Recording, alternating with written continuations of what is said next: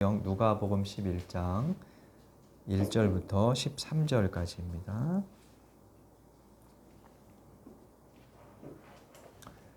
하나님 말씀 신약 성경 누가복음 11장 1절부터 13절까지를 한 절씩 교독하겠습니다.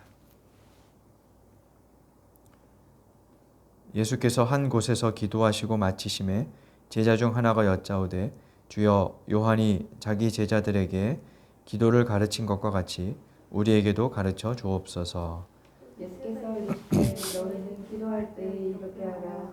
아버지여, 이름이 거룩히 여김을 받으시오며 나라가 임하옵시며 우리에게 날마다 일용할 양식을 주시옵고 우리가 우리에게 죄 지은 모든 사람을 용서하오니 우리 죄도 사하여 주시옵고 우리를 시험에 들게 하지 마시옵소서 하라.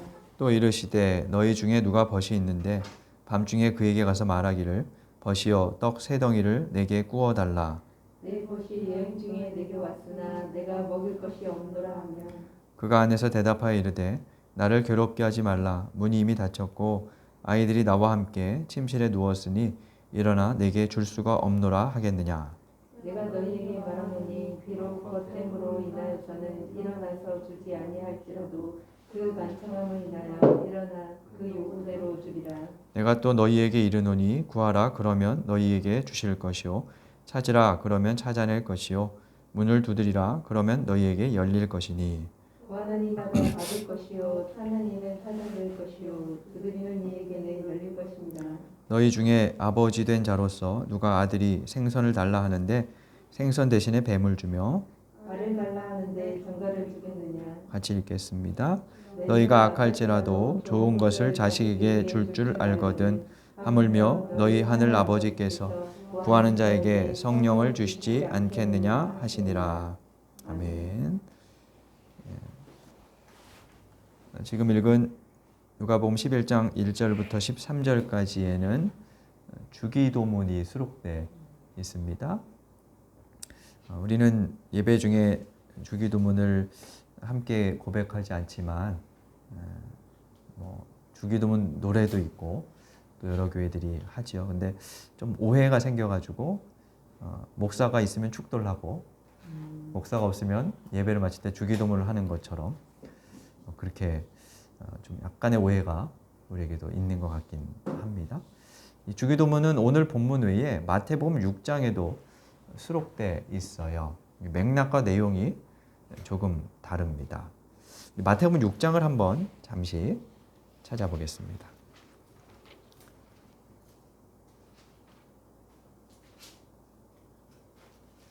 마태복음 6장 5절부터 말씀을 보면 또 너희는 기도할 때 외식하는 자와 같이 하지 말라 이러면서 이방인들의 중언부언 기도를 예수님께서 언급하셔요. 그러면서 그들의 기도를 본받지 말고 바르게 기도하라 이러면서 마태복음 6장 9절부터 너희는 이렇게 기도하라 그리고 주기도문 내용을 들려주십니다. 산상설교 중에 하신 이 말씀은 그 당시에 이방인들이나 혹은 유대인들이나 모두 다 기도하는 관습이 있었고 여러 가지 기도문들이 낭독되었는데 그 이방인들의 기도하는 모습을 본받지 말라면서 바르게 기도하는 것이 어떤 것인지 그 내용을 알려주시는 맥락이에요. 9절부터 13절까지를 보면 우리가 조금 전에 읽었던 누가복음의 주기도보다 내용이 좀 더 길다는 것을 확인할 수 있습니다. 누가복음이 좀 간략하게 기록돼 있죠. 그리고 또 한 가지는 누가복음에는 연결된 한 단락으로 이루어진 구절들이 이 마태복음에는 나누어져 있어요. 주기도는 6장 9절부터 13절까지의 기록이 되어 있고 그리고 넘어가서 7장을 보시면 7장 7절부터 11절까지 구하라 그러면 너에게 주실 것이요 하면서 이 두 문단이 그러니까 두 단락이 따로따로 나뉘어져 있는 것을 볼 수 있죠. 그러니까 맥락이 다르다는 거예요. 반면에 마가복음은 마태가 따로따로 기록한 이 두 문단을 한 군데 연결해서 기도에 대한 가르침을 주는데 사용하고 있습니다.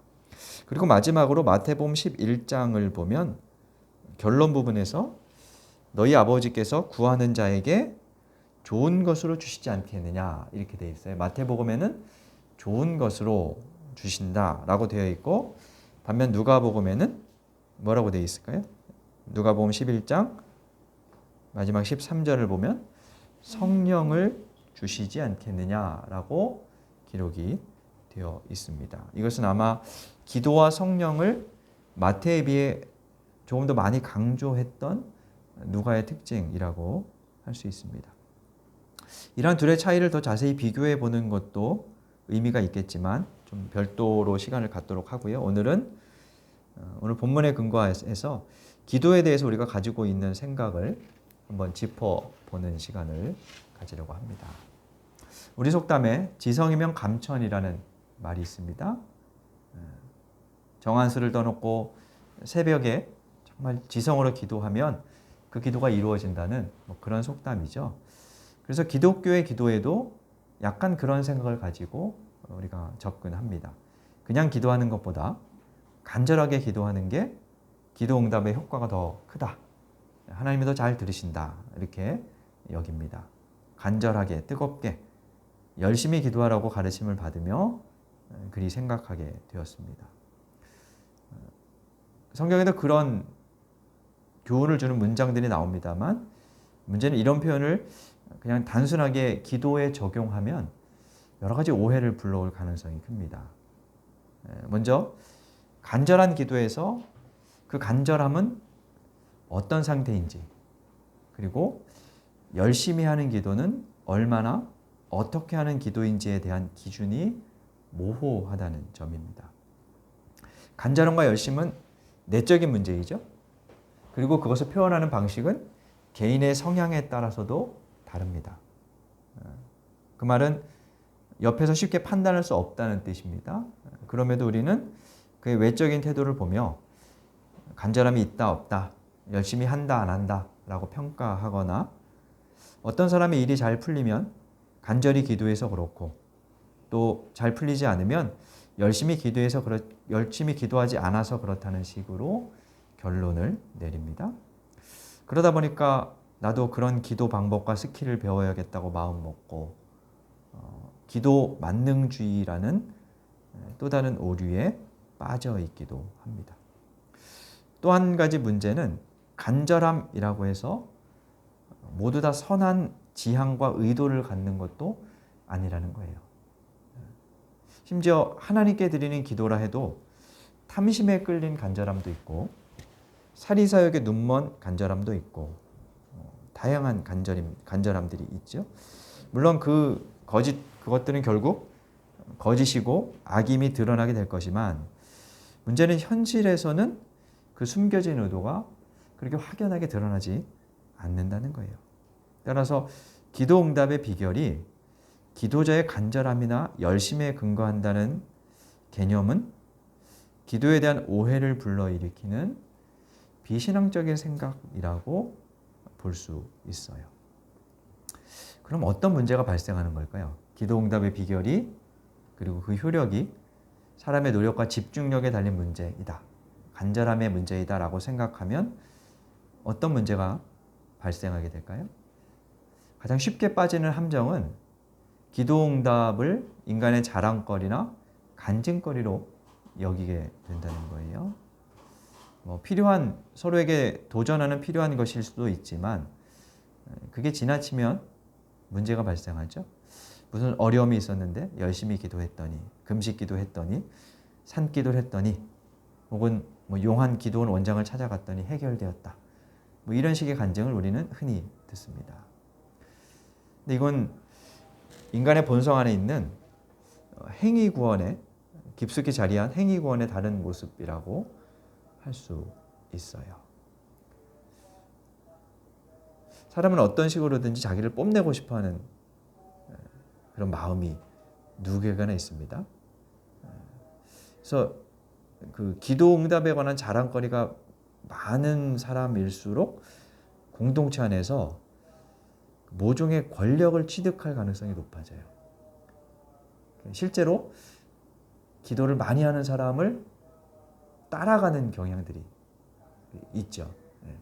그 사람의 말이 기도 많이 했으니까 맞겠지 뭐 이렇게 생각하면서 우리가 따르는 거예요. 목회자들이 그럴 수 있고 또 뭐 목회자들뿐만 아니라 새벽기도 열심히 참석하거나 뭐 이런 분들이 그렇게 될, 그러니까 자이든 타이든 그런 식으로 변질될 가능성이 있어요.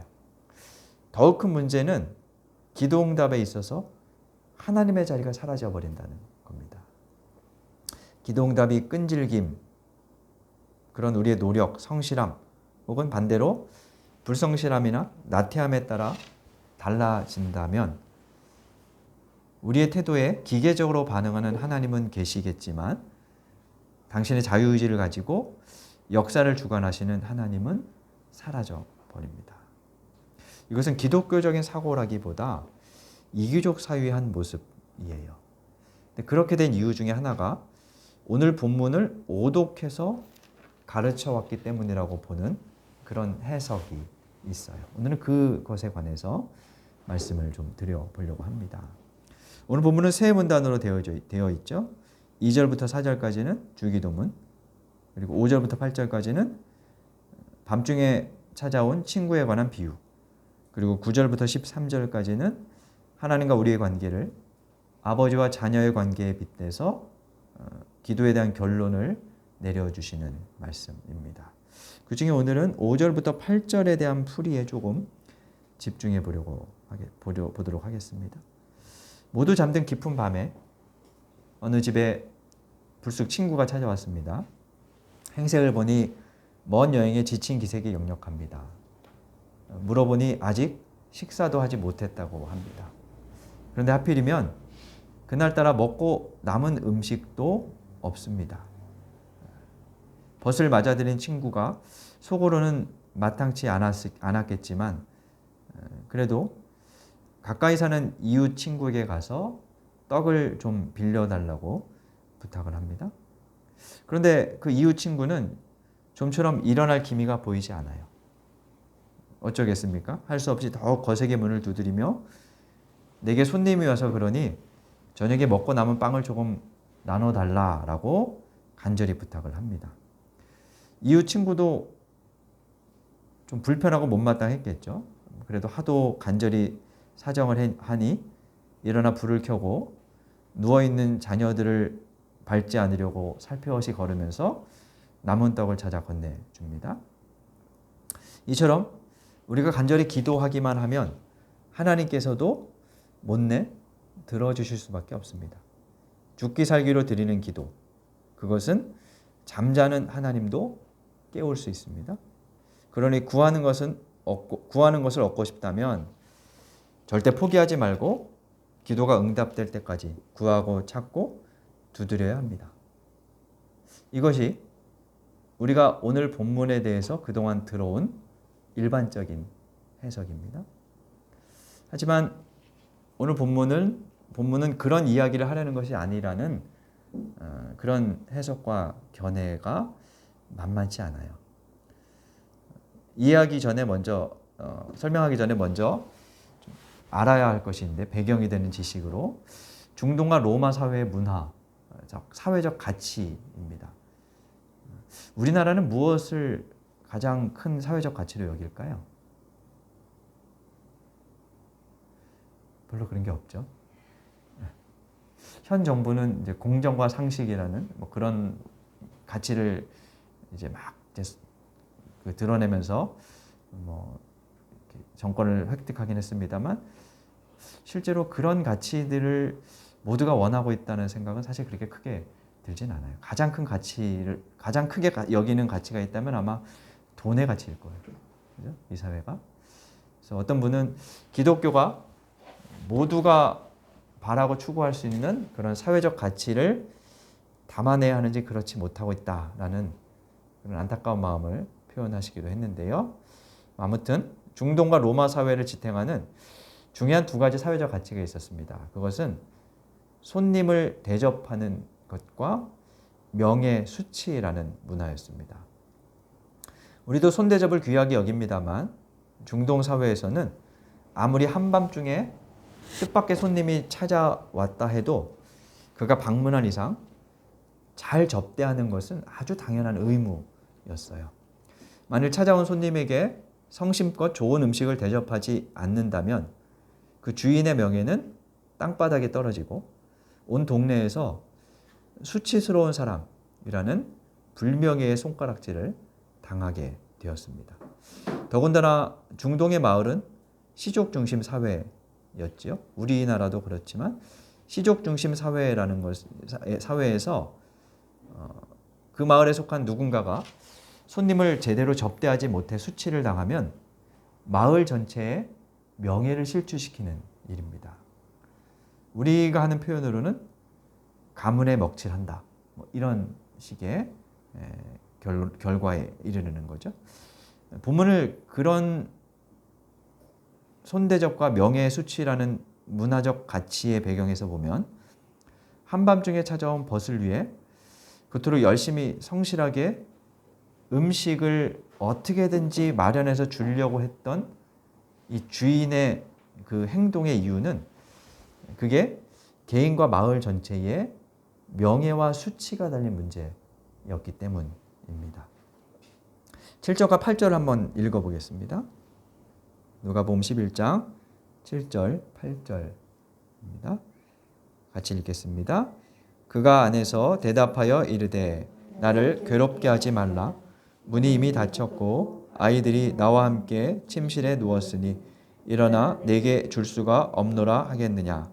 내가 너희에게 말하노니 비록 벗됨으로 인하여서는 일어나서 주지 아니할지라도 그 간청함을 인하여 일어나 그 요구대로 주리라. 7절을 한번 보세요. 일어나서 준다는 말인가요? 주지 않는다는 말인가요? 잘 읽어보셔야 돼요.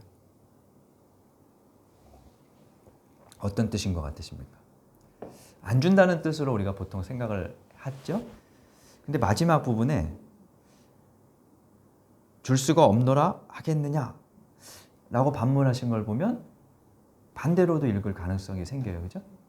일어나서 줄 거다. 이렇게 말하겠느냐? 그렇게 말하지 않는다는 거잖아요. 그죠? 그러니까 7절은 일어나서 준다는 의미로 읽을 수 있어요. 반면 8절은 어떻게 되나요? 8절까지 연결해서 읽어보면 일어나서 주지 않는다는 것처럼 읽혀져요. 8절은 반대되는 구절이에요. 7절에는 일어나서 준다는 의미가 내포되어 있는데 8절은 주지 않으려 하기 때문에 여러 번 문을 두드리고 간곡하게 부탁해야 받을 수 있다는 그런 내용으로 이렇게 읽혀진죠. 그러니까 7절과 8절이 상반되는 내용이라는 거예요. 왜 이런 일이 벌어지게 되었을까? 그것은 8절에 간청함을 인하여 라는 단어를 어떻게 해석하고 이해하느냐에 따라서 달라져요. 지금까지 우리는 그 간청함은 밤중에 찾아온 벗을 맞은 친구, 그러니까 이웃에게 떡을 빌리러 간 그 친구의 끈질김이라고 해석을 했어요. 근데 그 간청함이라는 단어를 달리 봐야 한다는 그런 해석이 있죠. 간청함이라는 말은 헬라어로 아나이데이아라는 말이라고 하는데요. 이 단어는 부정사, 부정하다, 무효로 하다라는 뜻의 접두어인 안이라는 말하고 수치를 의미하는 단어인 아이데이아가 합쳐진 말이라고 그래요. 그러니까 아나이데이아 이렇게 단어가 형성이 된 건데 그 말을 이제 풀어보면 수치가 없는, 수치를 당하지 않는 이런 뜻이 되고요. 수치를 당하지 않는다 하는 말에서 부끄러움이 없음 혹은 명예로움이라는 뜻이 더 이제 내포되게 되었어요. 한글 성경을 비롯한 영어 성경들은 이 부끄러움이 없음이라는 단어에서 부끄러움을 모르고 끝까지 부탁하는 것이라고 이해해서 그 간청함이라는 말로 번역을 한 겁니다. 그러니까 여기서 그 간청함은 떡을 구하러 온 친구의 간청함 이렇게 되는 거죠. 근데 앞서 말씀드린 중동의 명예 수치 문화 코드에서 이 말을 해석해 보면 부끄러움 없음이라는 말은 잠자리에 들었던 이웃의 벗이 그러니까 떡을 내어준 그 사람이 자신과 마을의 명예를 지키기 위해서 그러니까 부끄럽지 않기 위해서 떡을 줄 수밖에 없다 이런 뜻으로 해석이 된다는 거예요. 그 밤에 만약에 떡을 주지 않고 그냥 친구를 보내버리면 다음날 아침 마을 사람들로부터 부끄러운 사람이라는 수치를 겪게 될 것인데 그 부끄러움을 인하여 그 부끄러움 때문에 일어나 떡을 내주게 된다라는 뜻으로 해석을 할 수 있다는 거죠. 그래서 떡을 구하는 사람이 자신이 원하는 것을 얻을 수 있었던 이유는 그의 간절함이나 끈질김 때문이 아니라 떡을 내준 사람이 자신의 명예를 지키기 위해서 자신의 그 명예로운 인격과 신실한 성품을 지키기 위해서라는 이야기입니다.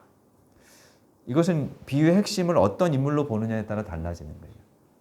우리는 지금까지 비유의 핵심을 떡을 빌리러 온 사람의 입장에서 봤어요. 그런데 이런 해석은 비유의 핵심이 떡을 빌리러 온 사람에게 있는 것이 아니라 집주인에게 있다는 거죠. 여기서 집주인은 누구를 말할까요? 뒤에 연결되는 구절들을 보면 하나님을 뜻하죠. 그래서 떡을 빌리러 온 사람, 곧 기도하는 사람이 아니라 그 기도를 들으시는 하나님이 어떤 분이신가 그것을 생각하도록 이끈다는 거예요. 이런 관점에서 본문을 보면 하나님을 향한 우리의 기도에 대한 이해와 태도가 달라질 수밖에 없어요. 앞의 해석도 가능할 수는 있지만 그런 해석이 우리에게 기도에 대한 여러 가지 오해를 일으킬 수 있다는 점에서 두 번째 해석으로 본문에 접근하는 것이 좀 더 균형 잡힌 시각을 갖게 하는 것이라 여겨집니다. 우리가 하나님께 기도를 드려서 응답받을 것이라는 확신을 하는 이유가 있다면 그건 우리의 기도가 열심히 끈질기게 노력해 온 것이기 때문이 아니라 누구보다 선하신 하나님이 자신의 이름, 명예를 지키시는 분이기 때문이라는 거예요. 근데 하나님은 단순히 사회적 관계의 차원에서 명예로운 이름을 생각하며 우리와 관계를 맺으시는 분이 아니라 거기서 한 걸음 더 나아가서 부모와 자녀의 차원에서 우리와 관계를 맺으시는 분이라는 거죠. 그것을 11절에서 13절이 알려주고 있어요. 세상에 어떤 아버지도 아들이 생선을 달라는데 뱀을 주거나 알을 달라는데 전갈을 주지는 않습니다. 악한 아버지라도 자녀에게는 좋은 것을 주려 합니다. 물론 그렇다고 자녀가 원하는 대로 주는 것은 아닙니다. 부모의 생각이나 판단이 자녀의 생각과 판단과 다를 수 있기 때문이죠. 그럼에도 대부분의 부모는 자녀에게 최대한 좋은 것을 제공하려는 마음을 갖고 있다는 거예요. 그래서 그 아버지와 하나님을 본문은 비교하고 있죠. 13절에 보면 너희가 악할지라도 좋은 것을 자식에게 줄 줄 알거든 하물며 너희 하늘 아버지께서 이렇게 말씀해요. 땅의 아버지는 완전하지 않습니다. 그래서 때론 부적절하게 처신하고 자녀들을 대하기도 합니다. 그래서 상처를 받는 그런 경우도 있습니다만 하나님은 그렇지 않다는 거예요. 그래서 13절에서 너희가 악할지라도 하물며 그러면서 주님께서 주시는 것은 성령이라고 말씀합니다. 성령에 대한 여러 가지 이해가 있을 수 있지만 이것은 하나님 자신을 주신다는 뜻으로 풀어볼 수 있습니다. 하나님 자신을 우리에게 내어주신다는 것입니다. 여기서 우리의 관점을 좀 전환할 필요가 있습니다. 우리는 지금 그리고 당장 좋게 보이는 것을 구합니다만 하나님은 우리에게 필요한 더 궁극적이고 더 좋은 것을 알고 그것을 주려 하시는 분이십니다. 그러므로 우리의 관점을 전환하지 않으면 기도하며 사실 실망을 거듭할 가능성이 커져요. 혹은 우리의 기도에 대한 우리의 그 예를 보면 주로 언제 기도하죠? 뭔가 필요가 생기고 힘들고 급하게 해결할 일들이 있을 때, 그럴 때 기도하죠. 그리고 그게 끝나면 또 이제 휴전 상태처럼 그렇게 이제 지내게 됩니다. 관계와 만남이라는 것은 사실 그런 식으로 깊어질 수가 없는데 이제 그렇게 하죠. 그것은 기도를 단순히 우리가 무언가 필요할 때만 하나님께 간절히 아뢰는 차원에서 생각하기 때문입니다. 우리가 구하고 찾고 두드리는 이유가 있다면 그것은 그렇게 해야만, 그렇게 간절히 기도해야 하나님께서 그것을 주시기 때문이 아닙니다. 하나님은 우리가 성가실 정도로 요청해야 기도를 들으시는 분도 아니고, 그래서 하나님이 두 손 드실 때까지 졸라대야 하는 것은 더더욱 아닙니다. 기도는 하나님을 나의 원함이나 뜻 앞에 굴복시키기 위한 압력 수단이나 밥 안 먹어 하는 무력 시위가 아니라는 거예요. 하나님께서 우리의 기도를 들어주시는 이유는 그분이 우리의 아버지이시기 때문입니다. 그것도 세상 아버지처럼 모나고 지혜롭지 못하고 때로는 악한 아버지가 아니라 가장 좋은 것을 주시는 아버지이시기 때문입니다. 그래서 그분은 지금도 당신의 이름 때문에, 당신의 명예와 신실하심 때문에 우리의 아빠, 아버지로서 의무에 최선을 다하십니다. 오늘 말씀은 우리가 끈질기게 기도하는 사람이 되어야 한다는 관점에서 벗어나서 좋은 것을 주시는 아버지를 주목하도록 인도합니다. 기도하는 나, 그것이 아니라 기도를 들으시는 아버지를 바라봐야 한다는 의미입니다. 하나님께서 좋은 것을 주시는 아버지라는 사실에, 그 사실에 대한 신뢰, 그것이 우리의 기도와 신앙의 토대이기 때문입니다. 그러한 토대 위에서만 우리의 기도는 열려라 참깨와 같은 주술이나 과자를 사줄 때까지 마트 바닥에 누워 떼쓰는 어린아이의 요청이 아닌 하나님과의 진솔한 만남과 대화가 될 수 있습니다. 지금껏 기도에 소홀했다면 조금 더 시간을 내어 하나님과의 대화에 집중해 보시기 바랍니다. 그렇게 하늘 아버지와 대화하는 중에 우리의 뜻이 하늘 뜻으로 바뀌고 하나님과 더욱 깊고 내밀한 사귐을 갖는 하나님의 자녀들이 될 수 있기를 간절히 바랍니다. 주신 말씀 생각하며 다짐의 기도 드리겠습니다.